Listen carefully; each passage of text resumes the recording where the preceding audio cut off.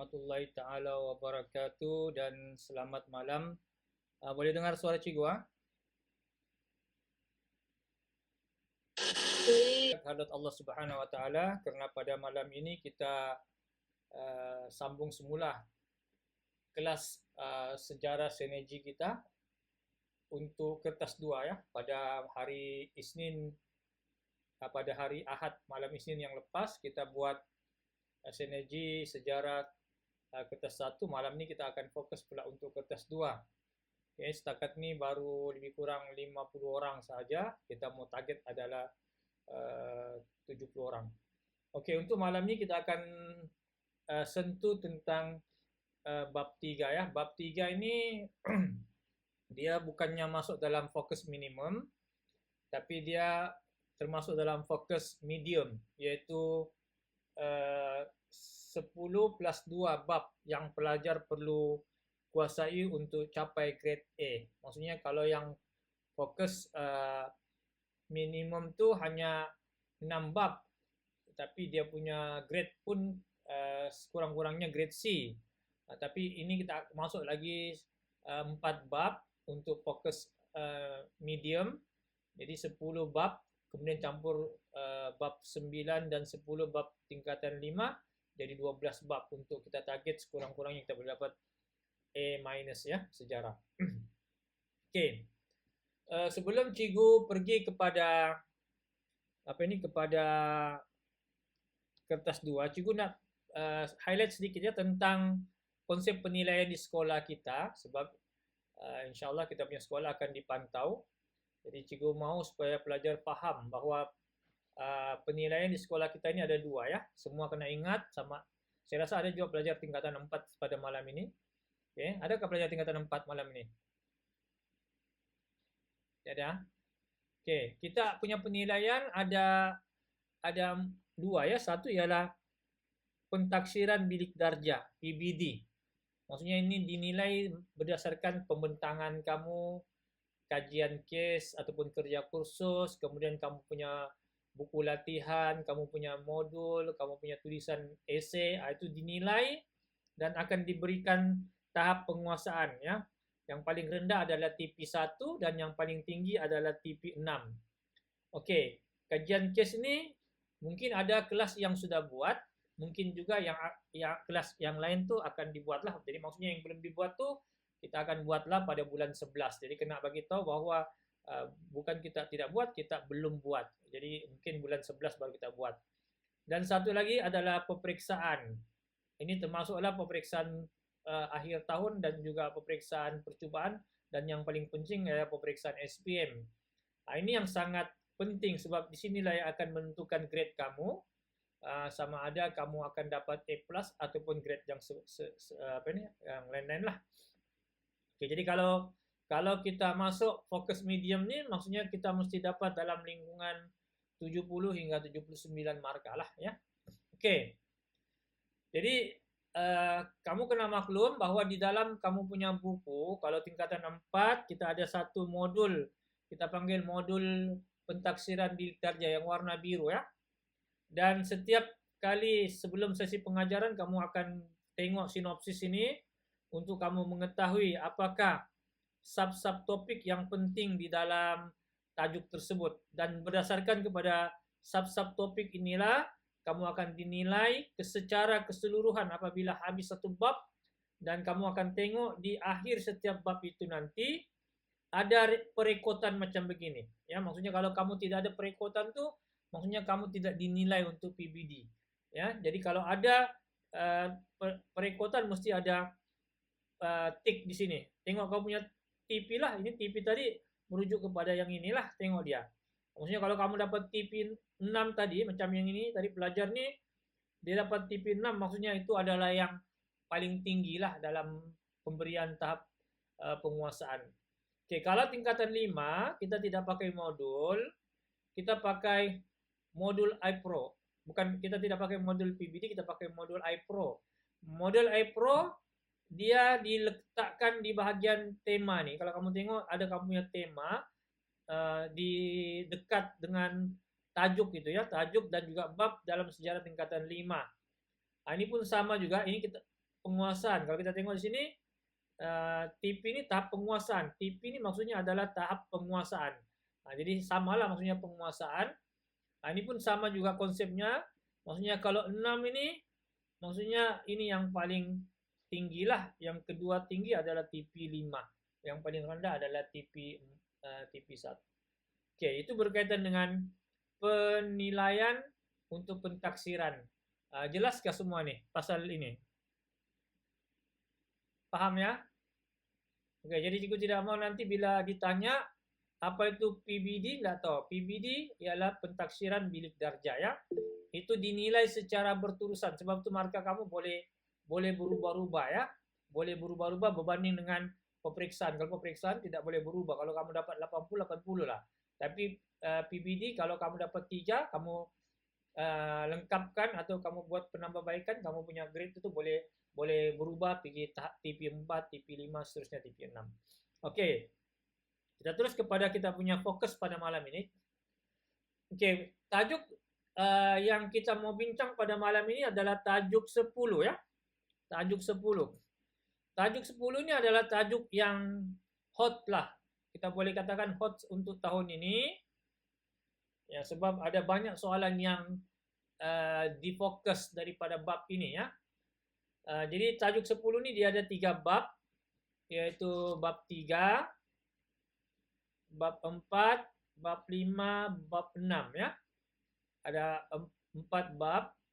Ini satu rangkuman ini ya, satu rangkuman. Ya, di mana kebiasaannya lah untuk tajuk ini 2 soalan akan disoal lah. Kebiasaannya lah ya, kebiasaannya. 2 tahun sudah kita tengok ulangan baru-baru ini. Kemudian SPM tahun 2023 tahun ini ada 2 soalan yang dikeluarkan daripada soalan tajuk 10 ya. Oke, jadi oleh karena kita malam ini kita hanya fokus bab 3 saja ya. Jadi minggu akan seterusnya kita akan fokus bab 4, bab 5 dan bab 6 lah ya. Yang minimum fokus tuh 6 bab tuh itu kita tidak mau fokus. Kita tidak mau target-target. Maksudnya itu semua kena kuasai sebab sudah kita kasih kurang bab ya, daripada 20 bab sudah kurang pergi minimum bab 6 bab. Nah, tapi yang bab yang kita bincang malam ini kita akan fokus lah apa yang kita mau beri penumpuan ya di situ. Oke. Untuk tajuk ini ya. Untuk tajuk ini kalau kita tengok yang merah ini adalah soalan yang pernah keluar dalam SPM ya. Yang biru nih, warna biru, ini biru nih. Nah, maksudnya inilah tajuk yang kita mau fokus pada malam ini. Maksudnya kita sudah jimat ini, kalau dipikir sepatutnya ada 9 subtopik, 39 itu maksudnya ada 9 subtopik. Kita sudah fokus 4 saja, maksudnya kita tolak sudah 5. Nah, tapi seperti yang coba kita tahu, ini bukannya fokus minimum ya, yang kita kena baca semua. Ini adalah fokus medium. Oke. Kalau pelajar itu rasa dia boleh kuasai ke-9, itulah yang paling bagus. Ya.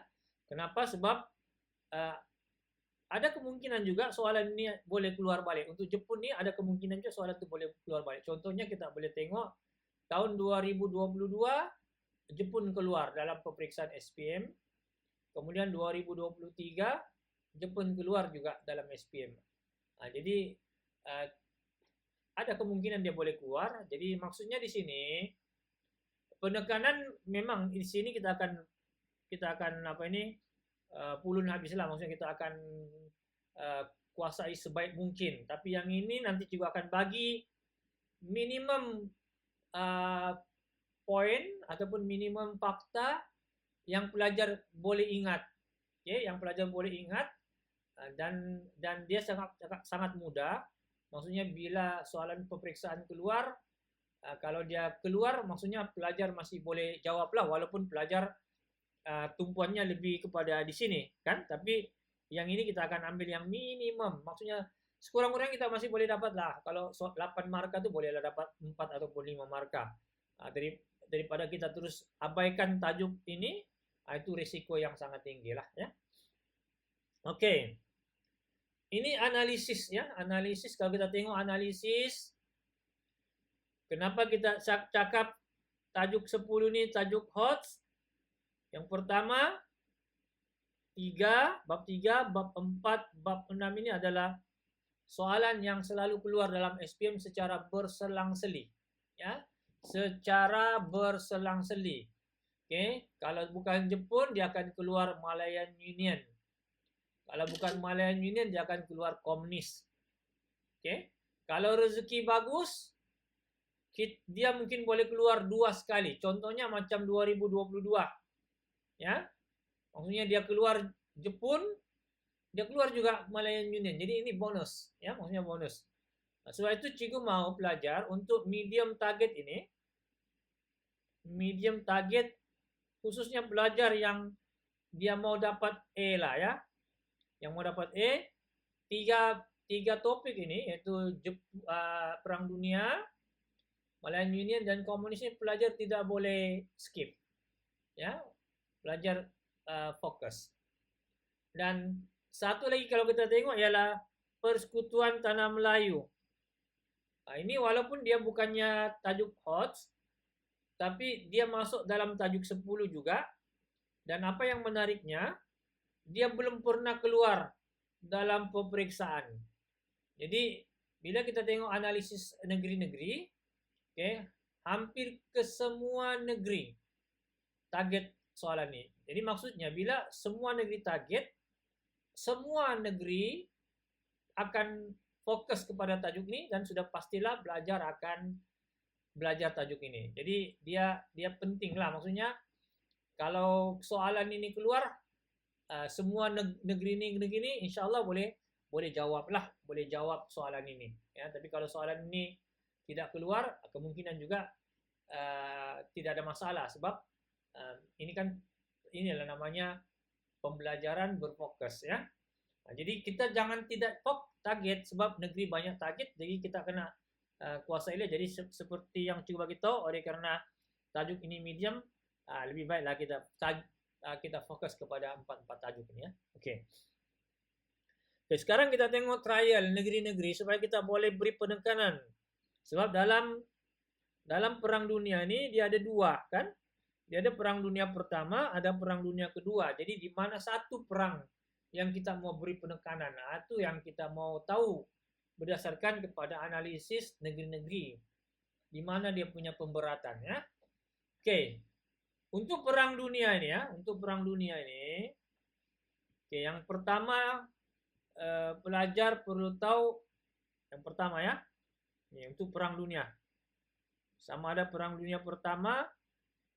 Ini buat catatan ya, buat catatan. Yang pertama pelajar perlu tahu latar belakang lah, ya.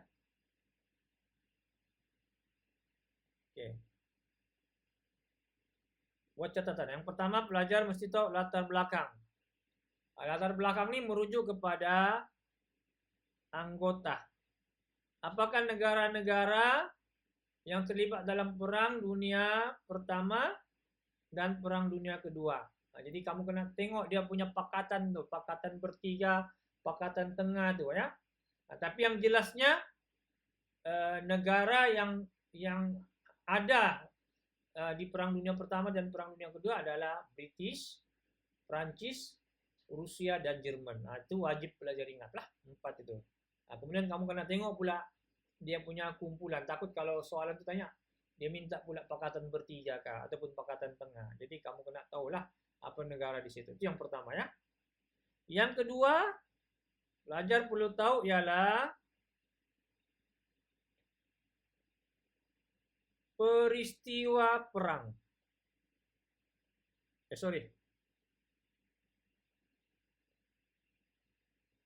Bukan peristiwa, faktor-faktor perang. Ya, faktor-faktor Perang Dunia Pertama ataupun faktor-faktor Perang Dunia Kedua. Yang ketiga, pelajar perlu tahu peristiwa perang. Oke. Maksudnya peristiwa perang ini di mana peperangan itu bermula. Kalau contohnya kalau kita tengok di Perang Dunia Pertama, perang itu bermula apabila pembunuhan Archduke Ferdinand, ya, itu yang pertama di Sarajevo, ya. Kemudian Perang Dunia Kedua, kalau kita tengok dia bermula di Poland. Jadi kamu kena tahulah di mana dia bermula dan di mana dia berakhir. Kita kena tahu dia punya peristiwanya, hanya rentetan perang itulah, ya. Oke. Yang ketiga cara, ya. Perang ini sama ada Perang Dunia Kedua ditamatkan, ya. Macam mana Perang Dunia Pertama ini berakhir, macam mana Perang Dunia Kedua ini berakhir, dan yang kelima ialah kesan Perang Dunia Pertama dan kesan Perang Dunia Kedua. Oke, kesan nih dia ada dua. Satu yang spesifik, ya. Spesifik ini maksudnya keruntuhan empire, raja, ya, perpecahan, itu spesifik lah. Dan juga yang kesan umum nih, ramai nyawa terkorban, kerusakan harta benda, ya. Biasanya kita boleh jawab soalan ini secara berkaitan dan juga secara munasabah. Jadi boleh gabung jadikan kamu punya fakta untuk jawab soalan inilah. Oke, itu gambaran awal berkaitan dengan apakah intipati ataupun aspek-aspek penting yang perlu belajar kuasai untuk tajuk Perang Dunia ini. Oke, boleh paham setakat ini? Boleh paham? Oke, bagus Ramlan. Oke, bagus. Oke. Kita tengok soalan trial, ya. Soalan trial. Oke, yang pertama kalau kita tengok di sini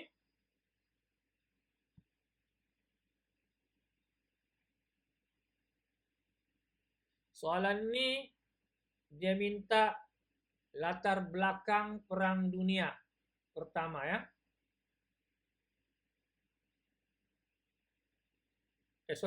Latar belakang Perang Dunia Kedua.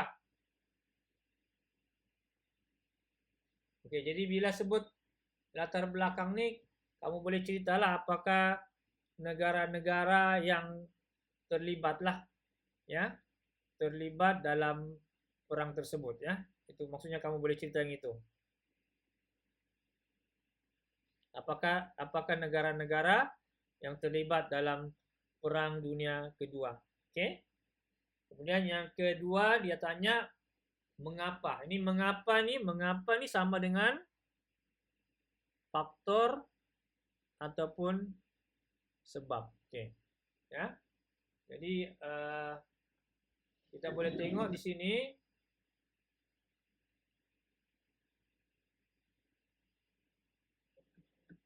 Oke, contohnya ialah yang pertama ialah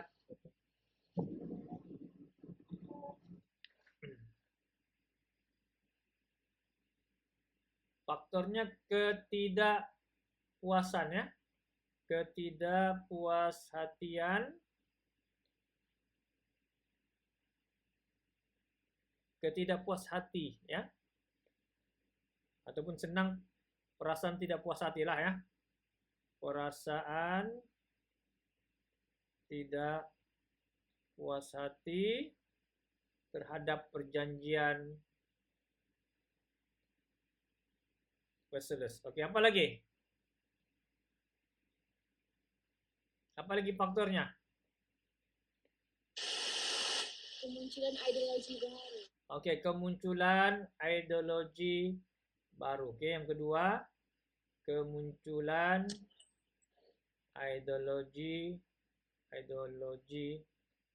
baru. Oke, ini sekarang nih cikgu bagi ini hanya dia punya fakta lah, ya.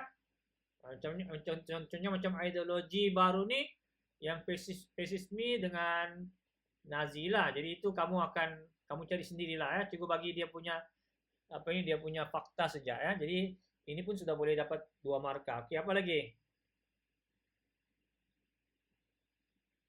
Apa lagi? Kegagalan Liga Bangsa-Bangsa. Oke, kegagalan.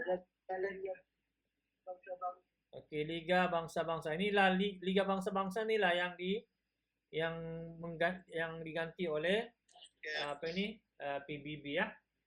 Oke.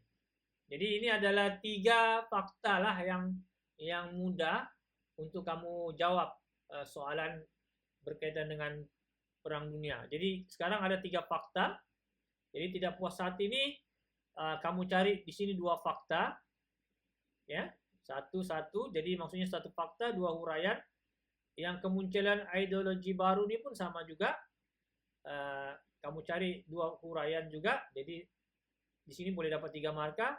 Kegagalan Liga Bangsa-Bangsa pun cari juga satu-satu. Jadi 2 huraian. Jadi boleh dapat 3 marka. Jadi keseluruhan boleh dapat 9 marka. Ataupun kalau kamu rasa kamu tidak boleh ingat banyak, kamu menguasai yang perjanjian tidak puas hati terhadap perjanjian Versailles itu, maka kamu kasih lebih lah. Dia punya isi itu di bahagian dia punya huraian di bahagian perasaan tidak puas hati itu ya. Oke, yang ini latar belakang kau kena terangkan tentang 2 negara, 2 apa ini? Pakatan, yaitu kuasa paksi dan juga kuasa bersekutu ya. Kuasa bersekutu ini Britain, Amerika Serikat, Prancis dan juga Rusia. Manakala kuasa paksi ini Jerman, Italia dan juga Jepun. Nah, itu dia punya latar belakang lah Perang Dunia Kedua. Oke.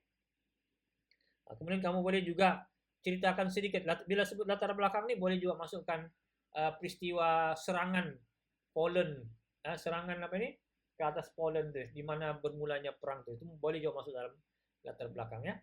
Oke, kemudian kita tengok pula soalan ini. Oke, ini dia mau kesan Perang Dunia Kedua, kan? Jadi apakah message yang boleh disampaikan kepada pemimpin dunia pada hari ini untuk mengelakkan peperangan pada masa hadapan? Oke, apa message yang kita boleh sampaikan?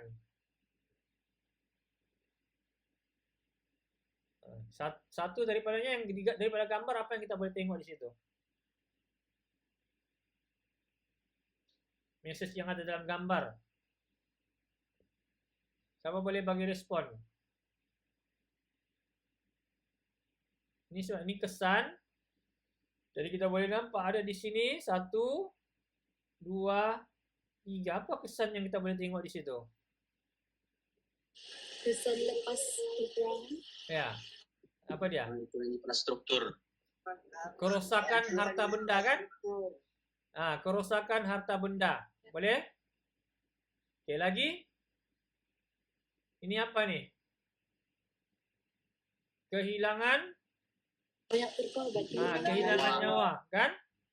Ini sudah boleh dapat 2 marka. Oke, yang ini harta benda, kehilangan nyawa. Ini apa? Kita boleh sebut juga kesensaraan, kan? Kesensaraan ya, hidup di situ. Kekurangan makanan. Nah, itu message yang kita boleh sampaikan pula merujuk kepada apa kita punya cadangan ya. Contohnya mengutamakan keamanan, kan? Oke, mengadakan rundingan untuk menyelesaikan konflik ya. Jadi utamakan rundingan itu berbanding peperangan yang boleh menyebabkan berlakunya pertumpahan darah. Jadi ada banyaklah message yang positif lah yang kita boleh bagi berkaitan macam mana supaya peperangan ini tidak berlaku. Oke, boleh ya? Boleh? Boleh juga. Oke. Ini sekolah agama pula ya, sekolah agama. Oke, sekolah agama, tengok dia tanya namakan negara, dia mau 1 saja, kan? Jadi kuasa paksi ini dia ada tadi kita sebut tadi ada Jerman, Italia, dan Jepun. Okey.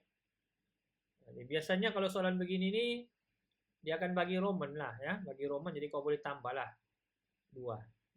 Okey. Macam ni ada Roman ni biasanya nih. Kuasa bersekutu Britain. Okey. Rusia, Perancis kan? Okey. Maksudnya 4 negara tu kau wajib ingatlah ya. Itali kau jangan keliru ya. Itali ini sebab di Perang Dunia Pertama dia berkawan dengan Britain tuh. Jadi jangan keliru. Itali ini memang Itali pun ada di dua-dua negara juga, tapi dia Perang Dunia Pertama dia berkawan dengan kuasa bersekutu, Perang Dunia Kedua baru dia berkawan dengan Jerman ya. Oke, mengapakah Perang Dunia Kedua berlaku di Eropa? Oke, soalannya mengapakah Perang Dunia Kedua berlaku di Eropa? Jadi ini lebih kepada kita mau tahu apa sebab Perang Dunia Kedua ini berlaku di Eropa ya. Apa faktor dia? Apa sebab? Ketidakpuasan Jerman terhadap penjajahan Portugis. Oke, itu pun boleh juga. Ada banyak lah ya faktor. Kita boleh masuk juga semua faktor-faktor yang menyebabkan berlakunya Perang Dunia. Ini kadang-kadang dia bikin keliru sih ini ya perkataan Eropa. Jadi kau pun cari apa yang di Eropa ini kan, tapi sebenarnya yang dia mau ialah faktor-faktor berlakunya Perang Dunia Kedua. Itu tadilah kemunculan pahaman pun masih boleh juga kita jawab. Oke, kemudian serangan ke atas Poland pun kita boleh jawab juga lah ya. Nah, jadi apa yang faktor itu sebenarnya kita boleh jawab untuk soalan ini ya. Nah, jadi sebab memang Perang Dunia Kedua memang berlaku di Eropa. Dia ada 2 Perang Dunia Kedua ada 2. Satu Perang Dunia di Eropa dan satu lagi di Pasifik. Pasifik itu yang Jepun. Nah, Jepun faktornya lain sedikit ya. Faktor Jepun lain sedikit. Faktor di Eropa pun lain sedikit. Jadi yang ini dia sudah fokus untuk Perang Dunia di Eropa. Maksudnya Perang Dunia di Eropa lah. Nah, jadi kamu jangan cerita tentang Perang Dunia di Asia Pasifik, itu Jepun ya. Oke. Jadi sama juga macam tadi ini, perasaan tidak puas hati, kemunculan ideologi baru, kegagalan Liga Bangsa-Bangsa. Jadi maksudnya isi-isi ini pun boleh juga kamu guna pakailah untuk jawab soalan ini ya.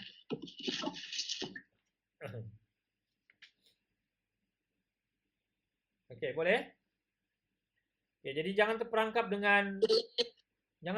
dengan istilah ini. Kadang-kadang mengelirukan ya Eropa nih. Eropa dia hanya mau bezakan antara Perang Dunia di Asia Pasifik ataupun Eropa. Jadi ini maksudnya di Eropa lah. Eropa yang tadilah kita sebut tadi kemunculan ideologi baru, ketidakpuasaan terhadap perjanjian Versailles dan kegagalan liga-liga bangsa. Oke. Oke, kemudian kita tengok yang ini menggugurkan bom atom. Oke, apa message yang diperolehi? Ini pun message juga. Jadi ada banyak message yang kita boleh tengok. Yang pertama yang kita nampak di sini ialah apa ini? Kerosakan alam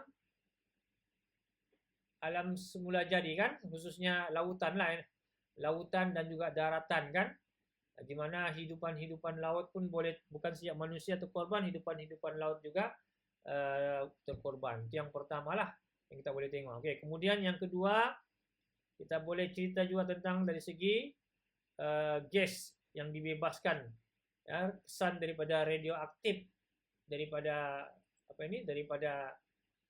bom atom ini boleh menyebabkan penularan wabak penyakit kan. Okey, dan message lain tu kita boleh masukkan jugalah kesengsaraan hidup, ramai yang terkorban kan, kerosakan harta benda kan.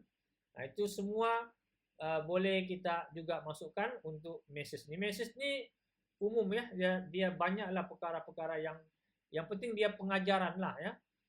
Jadi kita bagi tahu mengelakkan peperangan supaya tidak mengorbankan nyawa orang yang tidak berdosa. Itu message lah tu, pengajaran ya. Okey, kemudian kesengsaraan hidup, okey. Peperangan ini juga menyebabkan kesengsaraan hidup. Itu pun juga message kekurangan makanan, kekurangan ubat-ubatan ya. Kemudian kemusnahan alam sekitar, itu pun juga boleh message yang kamu boleh sampaikan di situ. Oke. Ini sekolah agama ya. Oke. Perak. Nah, jadi kalau kita tengok 3 sudah ya. Kuala Lumpur, kemudian sekolah agama, kemudian Perak. Ini semua cerita tentang Perang Dunia Kedua kan? Oke.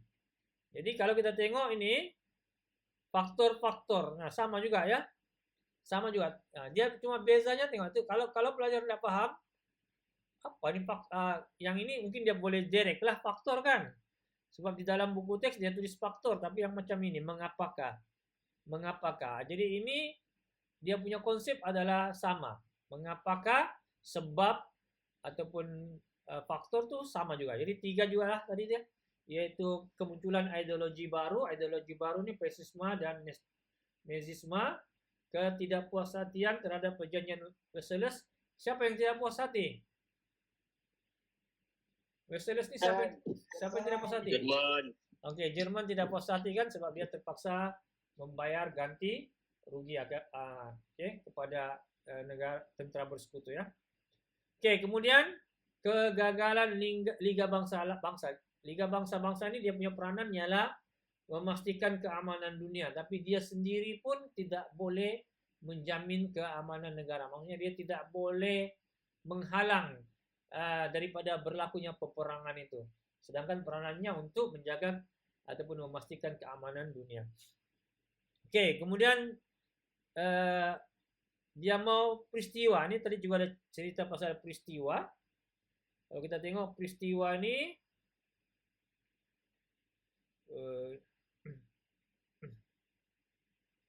nah inilah peristiwa dia. Nah, tadi juga ada bagi tahu kan? Nah, jadi bermula dengan serangan Jerman ke atas Poland. Kau ingat Poland ya? Oke, Jerman serang Poland, 1 marka. Seterusnya Jerman serang Britain, 2 marka. Oke. Ini 1 marka sampai sini. Jerman serang Poland. Jangan guna sertalah ya. Seterusnya menguasai. Kita guna elakkanlah, kalau boleh kita elakkan guna serta dengan dan nih ya. Jadi kamu begitu Jerman serang Poland itu 1 marka. Seterusnya menguasai hampir keseluruhan Eropa Barat 1 marka. Kemudian Jerman mengebom Britain 1 marka. Kalau boleh ingat udara laut lagi bagus. Kemudian sehingga menjejaskan ekonomi Britain 1 marka. 4 marka sudah kan? Oke, kemudian Italia ini kawan Jerman ataupun sekutu serang Perancis. Oke, 1 marka, 5 marka sudah ya. Kemudian Jerman disertai, ini kalau macam-macam begini banyak, ambil 2 lah. Jerman disertai Finland pun sudah cukup menyerang Rusia secara besar-besaran. Oke, di sini 1 marka untuk menguasai seluruh Eropa. Jadi sudah boleh dapat 7 marka ya untuk peristiwa tercetusnya perang. Nah, di sini ya kita tengok kesilapan Jerman apabila banyak dia punya tentera yang terkorban ya. Dia tidak boleh juga berjaya untuk menawan Rusia ya. Oke. Jadi 7 marka. Kalau kita tengok tadi dia punya marka itu 8. Jadi kena tambah lagi lah peristiwa-peristiwa perang itu ya. Nah, ini juga senarai sedikit sejak. Jadi kamu kena tambah lagi lah. Contohnya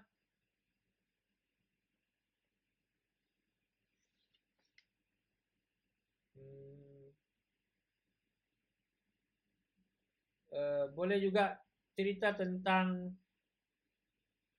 operasi menyasarkan bandar-bandar utama di Rusia.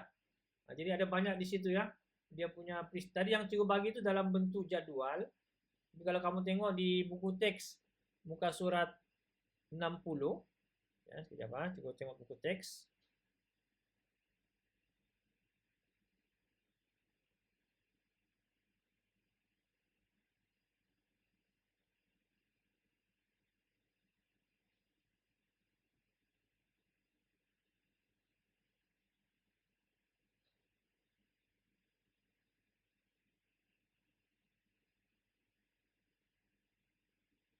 Oke, ini tambahlah tadi juga bagi baru 7 kan.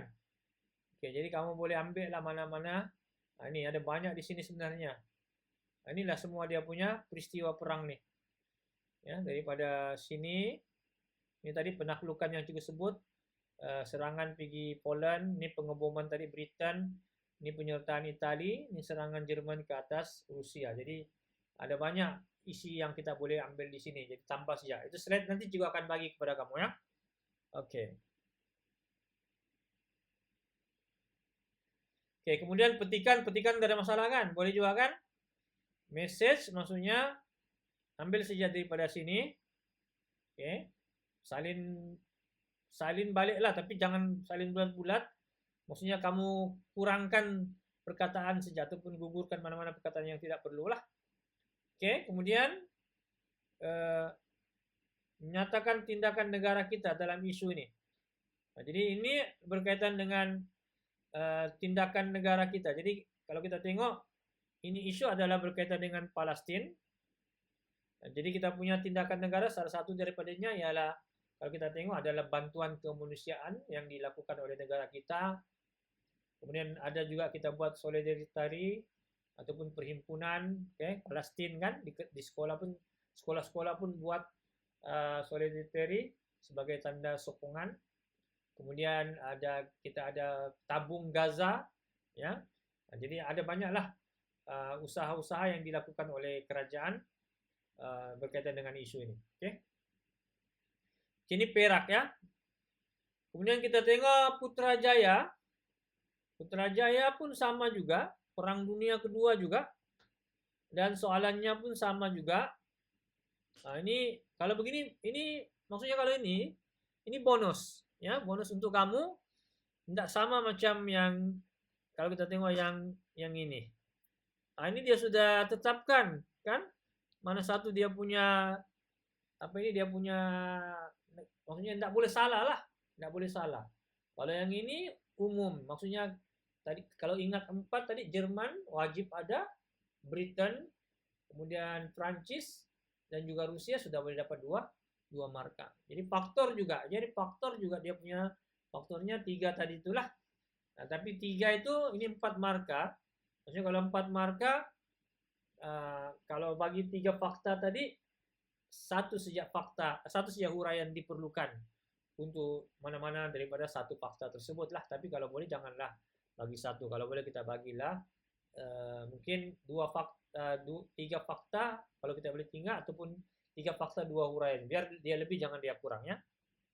Oke, kemudian iktibar. Kalau kita tengok soalan ini sama ada dia mau message kah, dia mau iktibar kah, ya, ataupun dia mau komen kah, dia tidak akan lari daripada kemusnahan harta benda, kesengsaraan hidup, ramai nyawa yang terkorban, kemusnahan alam, ya.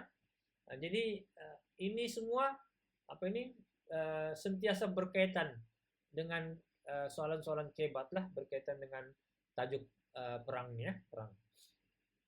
Oke. Selangor baru satu lain. Kalau kita tengok baru satu lain, yaitu Selangor dia mau perang dunia pertama ya.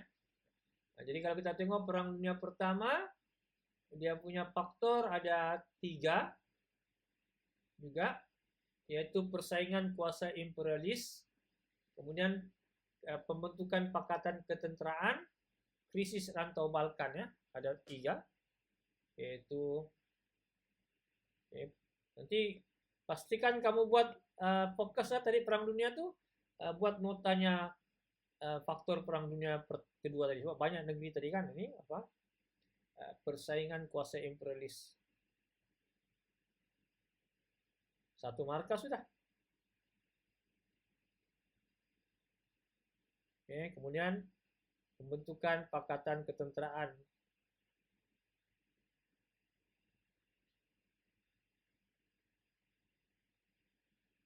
Kemudian krisis rantau Balkan.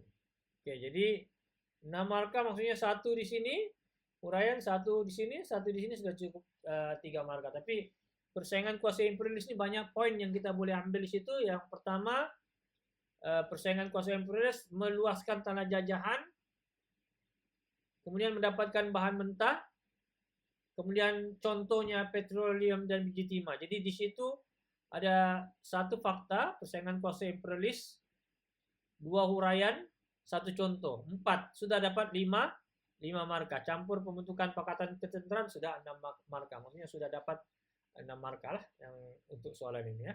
Oke. Kemudian kita tengok kesan terhadap perang. Ya, kesan perang tersebut terhadap dunia. Oke. Ini yang coba kita tadi, dia ada khusus, ada juga ataupun spesifik, dan ada juga secara umum. Yang umum itulah tadi kesannya ya. Ramai untuk korban, kerusakan harta benda itu umum. Tapi kalau kita mau yang khusus pun ada juga. Oke. Nah inilah.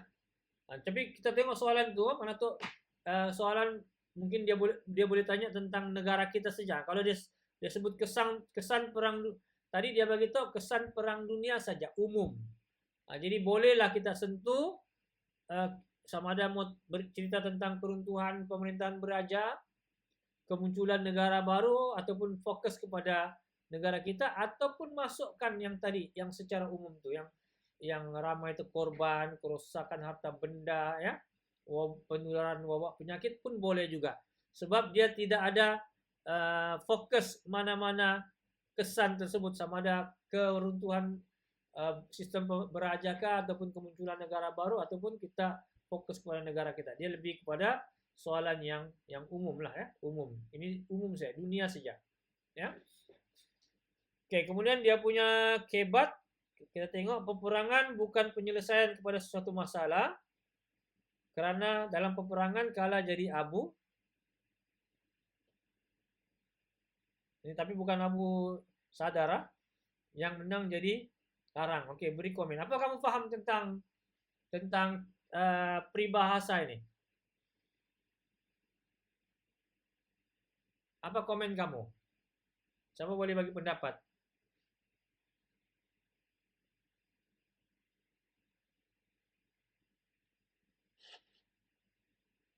Oke, ada yang boleh bagi pendapat?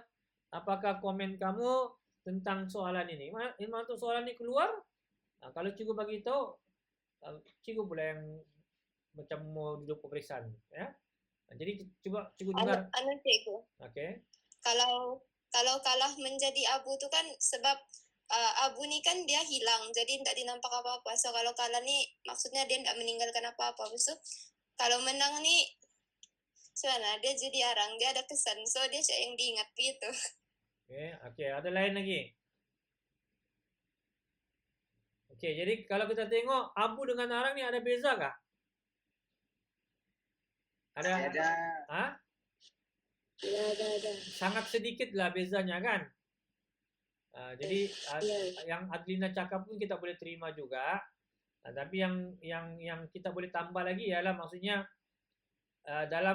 dalam peperangan ini tidak ada yang akan menang ya. Maksudnya dua-dua rugi, sebab bila berperang sudah pasti yang menyerang pun akan ada berlakunya kematian kan. Walaupun dia menang tapi mesti ada juga tenteranya mati. Yang kalah lebih-lebih lagi. Begitu juga dari segi kerusakan harta benda. Yang menyerang pun akan ada juga rusak harta bendanya. Yang diserang tuh lebih-lebih lagi. Jadi maksudnya dua-dua pun sama. Dua-dua akan mengalami nasib yang hampir sama. Dua-dua akan ada mati. Dua-dua akan ada kerusakan harta benda. Itu antara contoh lah yang kita boleh paham berkaitan dengan peribahasa ini ya. Oke, boleh? Boleh setakat deh? Boleh. Oke, kemudian kita tengok soalan yang seterusnya. Ini soalan SPM sebenar ya. Soalan SPM sebenar. Kalau kita boleh nampak soalan SPM sebenar ni dia lebih kepada beginilah, dia selalunya dia tidak terlampau rigid sangatlah. Dia macam ini kalau kita tengok dia bagi secara umum saja. Yang penting mesti negara yang terlibat dalam Perang Dunia Pertama. Jadi apa tadi yang kita sudah bincang? Yang 4 wajib kamu tahu Jerman. apa? Jerman. Jerman lagi. Britain. Oke, Britain. Ini oke, Prancis, Rusia. Itali. Oke, ya. Italia pun boleh juga. Oke. Oke, jadi mengapakah perang tersebut berlaku? Apa tadi? Ada 3 faktanya. Yang pertama, Persaingan kuasa imperialis. oke, persaingan kuasa imperialis. Lagi, Pakatan Ketenteraan dan krisis rantau Balkan. Nah, jadi itu sudah boleh dapat 3 marka ya. Oke.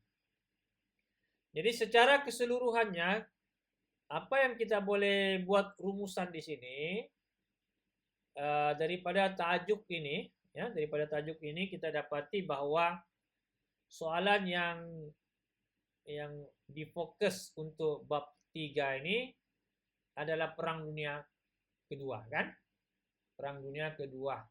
Jadi biasanya Perang Dunia Kedua ini tidak selalunya dia akan tanya faktor lah dan ataupun macam mana perang itu berakhir. Nah, tapi kalau kita tengok semua negara tadi ke semua negeri tidak ada pun cerita ataupun tidak ada pun soalan yang dia tanya bagaimana peperangan ini berakhir ya. Nah, jadi itu jangan diabaikan ya, sebab dalam tajuk ini memang ada benda itu, yaitu bagaimana peperangan berakhir. Jadi kamu pun perlu tahu juga lah. Jadi apa yang perlu di sini, cikgu nak kamu paham bahwa soalan-soalan untuk perang ini dia tidak jauh lari beza. Sama ada dia mau minta latar belakang kah, faktor kah, peristiwa ataupun kesan. Cuma satu sih yang tidak ada tadi, tapi ada cukup bincang di awal-awal, yaitu bagaimanakah perang itu berakhir ya. Oke. Ini yang fokus utama kamu. Maksudnya perang dunia ini fokus utama kamu. Tapi ada juga tajuk-tajuk lain di dalam bab ini yang kamu perlu tahu. Walaupun tidaklah sebagaimana kamu perlu fokus terhadap perang dunia ini. Ya. Nah, contohnya kita tengok yang ini. Apakah faktor yang mempengaruhi kesadaran awal nasionalisme? Maksudnya negara kita ini ada kebangkitan nasionalisme. Sejak awal lagi ada berlakunya kesadaran awal nasionalisme. Nah, jadi dia mau tahu apa tuh faktor yang mempengaruhi kesadaran nasionalisme. Jadi salah satu nasionalisme ini selalunya lah kebiasaannya adalah disebabkan oleh penjajahan ya. Kebiasaannya adalah disebabkan oleh penjajahan. Macam inilah tindakan British ya.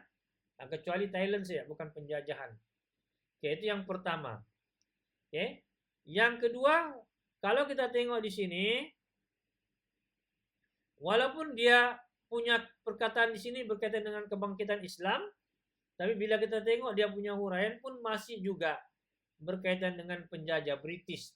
Tetapi British melanggar syariat Islam ya, ataupun maksudnya dia bertentanganlah dengan ajaran Islam. Lebih-lebih lagi negara kita ini banyak dipengaruhi oleh kebangkitan gerakan Islamia di Turki ya, dan juga di Mesir. Jadi itu juga mempengaruhi. Ini contoh inilah. Oke, kemudian kesadaran nasionalisme ini juga boleh wujud melalui akhbar. Maksudnya akhbar tulis dalam bentuk novel kah, dalam bentuk cerpen. Oke, jadi isi kandungan novel ataupun cerpen ataupun sajak ini semuanya menjurus kepada kesengsaraan hidup, penindasan yang dilakukan oleh penjajah, dan ini secara tidak langsung boleh mempengaruhi lah kebangkitan semangat nasionalisme. Oke.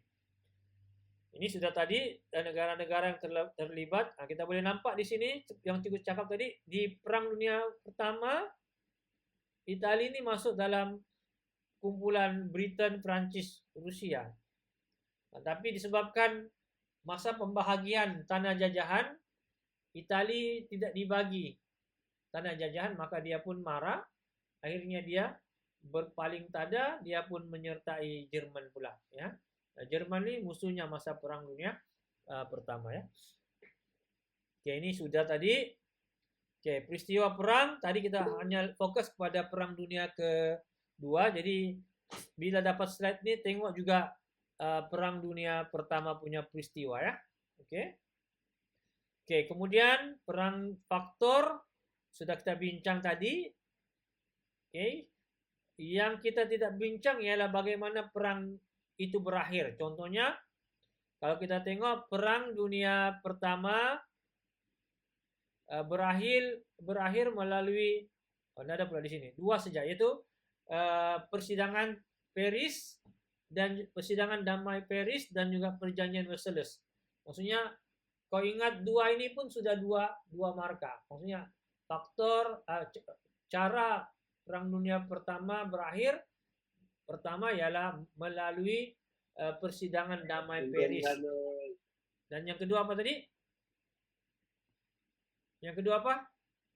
Perjanjian Versailles. Nah, jadi kalau boleh setiap satu tadi itu, contohnya persidangan damai, kalau boleh ingat dua dia punya huraian. Kemudian perjanjian Versailles pun ingat dua huraian, jadi boleh dapat 6 marka. Ibu rasa untuk tajuk ini mungkin dia tidak lebih daripada 6 marka ya. Nah, begitu juga dengan Perang Dunia Kedua. Ini slide nanti juga akan tambah sebab di dalam slide ini tidak ada pula bagaimana Perang Dunia Pertama ini berakhir. Tapi dalam Perang Dunia Kedua ada dalam slide ini kita sertakan. Oke. Nah, sebenarnya tajuk-tajuk ini di dalam buku kamu, nota skema semua ada pun ya, ada semua dalam nota skema ya. Oke. Nah, yang kedua yaitu bagaimana Perang Dunia Kedua berakhir. Inilah kerjasama kuasa besar. Kalau tidak boleh ingat, banyak-banyak ingat yang dia punya fakta lah. Nah, ini faktanya. Ini ingat satu. Ini mungkin boleh banyak fakta yang kamu boleh ingat, sebab di sini mudah. Di sini mudah berbanding yang strategi-strategi ataupun operasi-operasi ini banyak dia punya istilah-istilah yang perlu kamu hafal.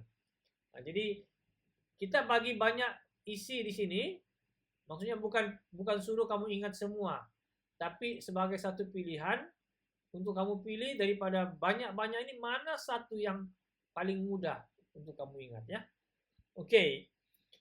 Yang terakhir sekali kita mau bincang adalah Jepun ya.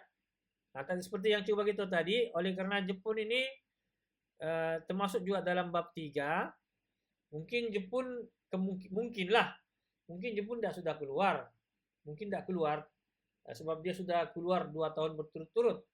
Tapi tidak mustahil juga dia boleh keluar kan. Nah, jadi sebagai langkah keselamatan, cikgu minta kamu kuasai yang paling minimum ya. Paling minimum nih 4 lah, 4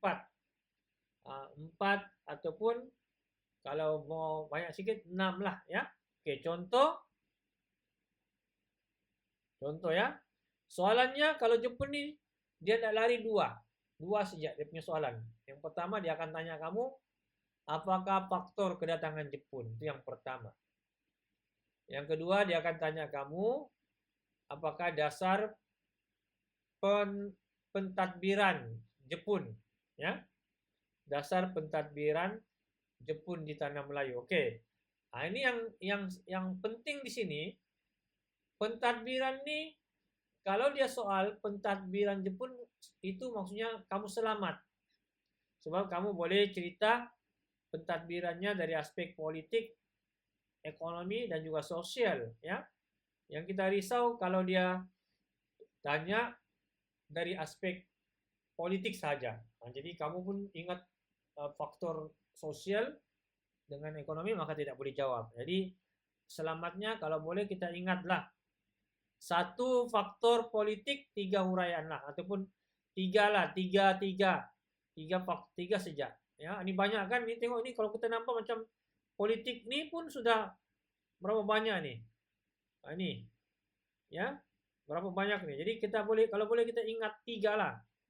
Sama ada kamu mau ingat 1 fakta, 2 huraian ataupun ingat dia punya fakta-fakta saja pun boleh juga ya. Oke. Itu yang kedua yang dia tanya ya. Pertama, kemungkinan dia akan tanya faktor. Yang kedua, kemungkinan dia akan tanya dasar pentadbiran Jepun. Jadi sama ada politik, ekonomi ataupun sosial. Dan satu lagi dia akan tanya kesan pendudukan Jepun. Oke. Kesan sama macam Perang Dunia Kedua. Ya, ada kesengsaraan hidup, ramai yang terkorban ya. Kemudian kerusakan harta benda. Cuma dia tambah satu, yaitu kerenggangan. Ya, ini boleh buat catatan, kerenggangan hubungan antara kaum. Sebab dasar Jepun nih, kalau kita tengok di sini, dasar Jepun ini dia memberikan layanan yang berbeza-beza. Orang Melayu dia beri layanan yang baik, orang Cina dia beri layanan yang kejam. Jadi sudah pasti timbul perasaan tidak puas hati antara kedua-dua kaum ini sehingga menjejaskan hubungan antara kaum. Oke. Setakat ini ada soalan? Tidak, Cikgu. Ini ada. Oke. Kemudian satu lagi ya, yang penting juga, sebab dia pun masuk di dalam tajuk ini ialah perjuangan rakyat menentang pendudukan Jepun. Ini pun sama juga, sebab ini minimum saja, mungkin ambil satu ini, kemudian dua lah huraian dia. Setiap satu tuh ambil dua. Sebab dia ini ada dua, satu penentangan rakyat, satu lagi penentangan pasukan keselamatan. Kalau rakyat ini macam inilah, Gurchan Singh nih sama sivil nih. Nah, jadi itu pun sebenarnya boleh juga kamu tengoklah dia punya apa ini, dia punya huraian ya. Oke, kalau ada soalan boleh kemukakan soalan. Sebab kita punya fokus untuk malam ini hanya bab 3 tu saja. Okay, yang Perang Dunia. Yang selebihnya tu nanti kamu boleh tengok sendirilah dalam kita punya nota skema ni. Jadi kamu dua-dua juga akan send slide ni pun juga akan send dan kamu boleh tengok juga daripada sini. Jadi seperti yang cuba kita nanti, kamu hanya ambil yang minimum, yang kamu minimum, yang mudah saja untuk kamu ingat. Jadi, cikgu buka kepada soalan kalau ada soalan.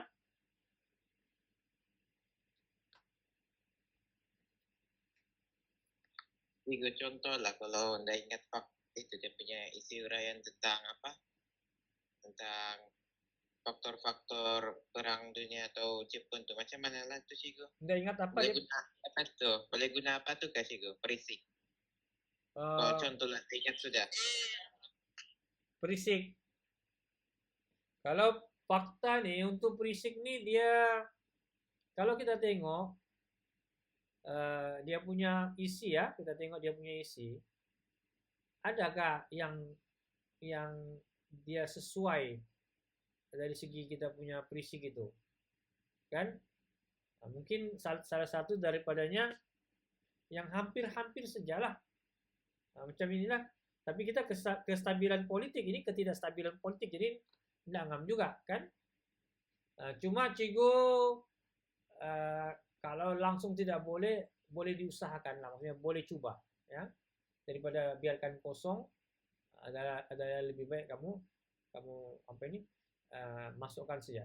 Cuma masukkan dari segi itulah, macam yang ada kaitan lah, macam kestabilan politik itu, mempertahankan kedaulatan negara, itu macam begitulah kamu masukkan ya. Cuma memang agak sukar lah untuk dapat markah. Kalau soalan fakta kita jawab gunakan perisik. Tapi kalau soalan itu memang soalan kebat, insya Allah kita boleh dapat jawab. Nah, setelah itu kalau boleh tidak boleh ingat banyak, ingatlah sedikit ya. Paling kurang pun ingatlah 2 isi kan. Kalau tidak boleh ingat sampai 4 ya.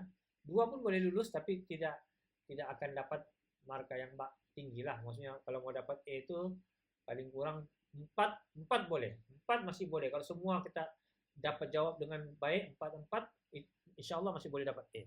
Tapi kalau 2 memang agak sukar lah dapat A itu ya. Nah, kalau 6 mungkin agak sukar untuk kamu ingat. Jadi boleh kurang kepada 4. 4 ini adalah yang di tengah-tengah. Ya, boleh ya?